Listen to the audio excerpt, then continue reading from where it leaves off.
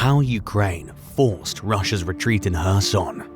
In the 9th month of Russia's invasion of Ukraine, only a tiny portion of the front's territory changed hands. After reclaiming 1.76% of its land in September and another 0.42% in October, this proved to be a setback for Ukraine. In actuality, though, Ukraine was rapidly isolating Russia in the vitally important strategic city of Kherson, putting it in an untenable predicament. Russia gave notice of its exit on November 9th. Without a bloody war, Ukraine had recovered it. That, however, marks the end of a longer, 3-act story of how Ukraine succeeded in its mission. Hey everyone, and welcome back to the channel. We'll discuss this in today's video: how Ukraine forced Russia's retreat in Kherson. And stay tuned till the end of the video for some other exciting questions, like how Russia was compelled to leave Kherson by Ukraine. What will happen in the battle after Ukraine has retaken Kherson city? What will take place next in the actual military theater of the conflict? Kherson is used as a pretext for yet another assault at the beginning of this tale. The war was relatively quiet for most of the summer, similar to the end of October, with the lines of control remaining the same and Ukraine focusing on developing a solid army to face Russia in the future. However, by September, Ukraine had realized its opportunity. That is the condensed version of the method, but we've covered it in more detail. Kherson is on the northern bank of the Dnipro River. Due to early plans to seize Odessa and a desire to stop Ukraine from using the Dnipro to access the Black Sea, Russia found itself there. But it was a reasonably miserable location to stay for Russia. The only bridges available to the Russian occupiers are one very beneficial road bridge next to the city, one bridge relatively nearby but starting to go out there for rail only, and one very subpar hybrid of a dam, hydroelectric power plant, and road bridge quite far from the actual center of the city. Military vehicles could not cross the bridges due to the HIMARS rockets fired by Ukraine during the midsummer bombardment. It led to a challenging position for Russia. Kherson, or a collection of places up in the north, were Ukraine's 2 potential targets for its response. Due to the damaged bridges, Russia could not swiftly redistribute its soldiers between the 2 locations. When forced to make a decision, Russia probably went with the option that seemed more valuable, knowing that Ukraine would adjust its attack strategy in response. Additionally, there needed to be more guys overall. Ukraine seized what Russia prepared to give up north, resulting in considerable September advances, so they increased their military levels in Kherson. Sabotage in the supply chain. Although the attacks on Kherson were initially a feint, Kyiv wanted them to establish a longer-term strategy. Ukraine's focus shifted to the south after these northern targets were taken that were more superficial. The rest consisted of customary ground-level enhancements. Ukraine concentrated its efforts in the northern part of the city. These circumstances forced Russia to keep supplying the region lest Ukraine take it back. Russian actions hampered Ukrainian progress. Even though it had slowed to a crawl by the end of the month, this industry was mainly responsible for October's pitiful growth. In the first part of November, the map seemed frozen. However, 2 Ukrainian emigrations caused Russia trouble and ended any long-term plans to stay in Kherson. When concentrating on the region, Russia had 2 options for resupply: through the precious land bridge that Russia had gained during the fighting, or via the Crimean in the south.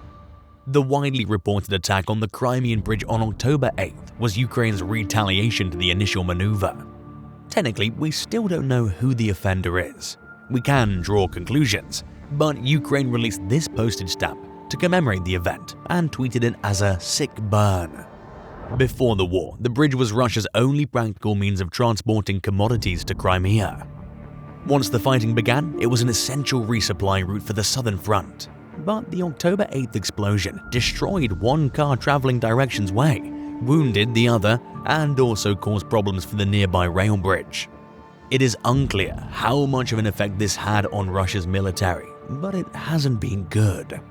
The September counteroffensive up north restricted Russia's ability to supply its recently annexed territory by covertly striking train stations.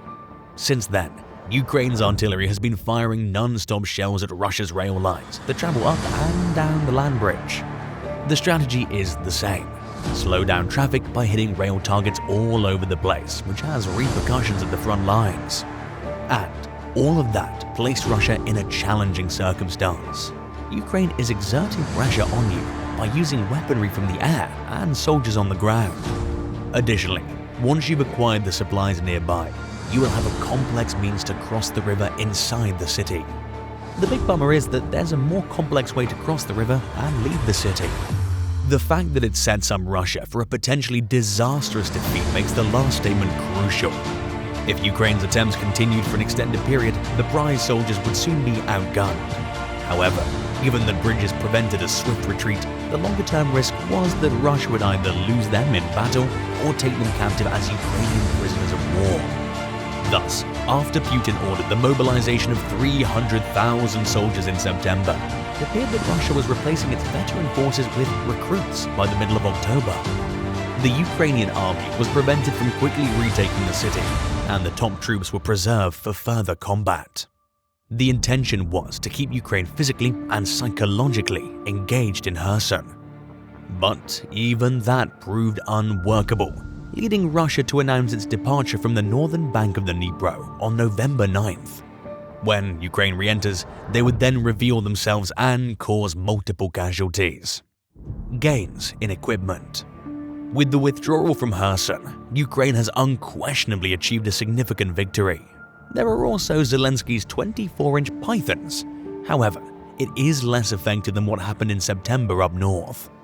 Back then, the withdrawal was a shambles. Ukraine was only too happy to add a ton of equipment to its arsenal that Russia had left behind. Russia spent a great deal of time preparing for the evacuation from Kherson so that they would only leave behind as much equipment as before. Maybe try the US, especially after the unexpected victory of the Democrats in the midterm elections. Additionally, Kyiv will have to decide how much economic pain it wants to inflict on Russia. This presents a problematic strategic quandary for Zelensky. The Dnipro Dam raises just enough river level upstream for water to be diverted into the North Crimean Canal. Before the conflict, the canal was a key source of stress because it had previously supplied most fresh water to Crimea. However, Ukraine erected a temporary dam after Russia seized the peninsula in 2014. When the battle started in February 2022, Russia's first action was to destroy it. Additionally, Russia's entry into Kherson and crossing the Dnipro were justified partly by its need to prevent Ukraine from simply cutting off the supply route at another place. Now, Ukraine can make that decision once more. Russia might decide to hold the Dnipro Dam hostage. As we've already discussed, Russia speculated that Ukraine would launch a false flag attack on the dam, leading Western intelligence to suspect that Russia was preparing a false flag operation.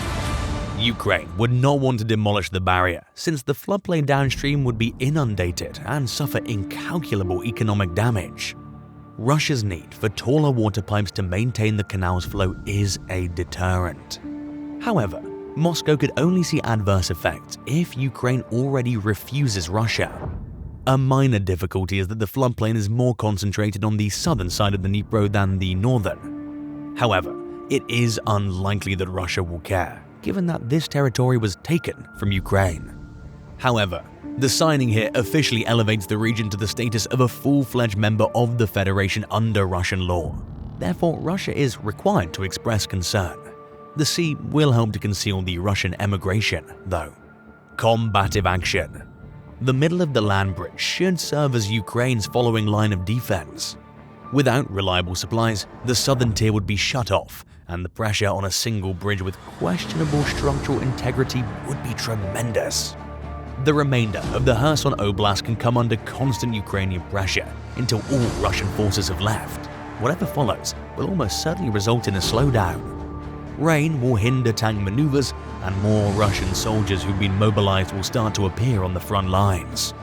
Which course of action do you think the war will take next? So this is it for today's video.